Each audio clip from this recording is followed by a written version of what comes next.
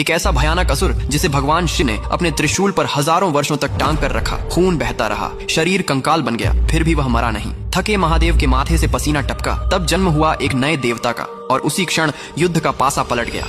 ये कहानी उस समय की है जब माता पार्वती ने खेल खेल में भगवान शिव की आंखों को ढक दिया। उस क्षण संपूर्ण ब्रह्मांड अंधकार में डूब गया। उसी समय शिव के शरीर से कुछ पसीने की बूंदें पृथ्वी पर गिरीं और उनसे एक बालक उत्पन्न हुआ। उस बालक को बाद में असुर राज हिरण्याक्ष ने अपनाया और अपने पुत्र की तरह पाला। यही बालक आगे चलकर अंधकासुर कहलाया। शिव की पसीना से जन्म लेने के कारण बचपन से ही उसमें अपार शक्ति थी। शक्ति के अहंकार में डूबकर उसने कठोर तपस्या की और भगवान शिव से एक भयानक वरदान प्राप्त किया कि यदि उसके शरीर से गिरा रक्त धरती पर पड़े तो उसी रक्त से नए नए असुर उत्पन्न होंगे। इस वरदान के बाद अंधकासुर का अहंकार बढ़ता गया। उसने देवताओं के यज्ञ रोक दिए, ऋषियों को सताने लगा और तीनों लोकों में आतंक फैल गया। हद तो तब हो गई जब अंधकासुर देवी पार्वती को पाने का दुष्ट प्रयास भी किया, यह सोचकर कि वे उसकी माँ हैं। इस अहंकार के कारण शिव अत्यंत उग्र हो गए। भगवान शिव स्वयं युद्ध के लिए उतरे। शिव और अंधकासुर का युद्ध अत्यंत भयानक और लंबा चला। शिव जब भी उस पर प्रहार करते उसके रक्त से नए असुर उत्पन्न हो जाते। युद्ध इतना तीव्र हो गया कि स्वयं शिव के मस्तक से भी पसीने की बूंदें गिरने लगी। यही पसीना पृथ्वी पर गिरा जिससे जन्म हुआ मंगल देव का। मंगल देव लाल, उग्र और अग्नि स्वरूप थे क्योंकि वे शिव की युद्ध ऊर्जा से उत्पन्न हुए थे। मंगल देव ने युद्ध में शिव की सहायता की। अंततः शिव ने अंधकासुर को अपने त्रिशूल से भेद दिया। भेद कर हजारों वर्षों तक टांग कर रखा। उस लंबे समय तक अंधकासुर त्रिशूल पर लटका रहा और उसका रक्त निरंतर बहता रहा और मंगल देव अंधकासुर के गिरते रक्त को समाहित करता रहा। अंततः वह इतनी देर तक त्रिशूल पर टिका रहा कि उसका शरीर मांस और रक्त से रिक्त हो गया और वह कंकाल जैसा दिखाई देने लगा। इसी अवस्था में अंधकासुर को अपने अहंकार और पापों का बोध हुआ। उसने भगवान शिव से क्षमा मांगी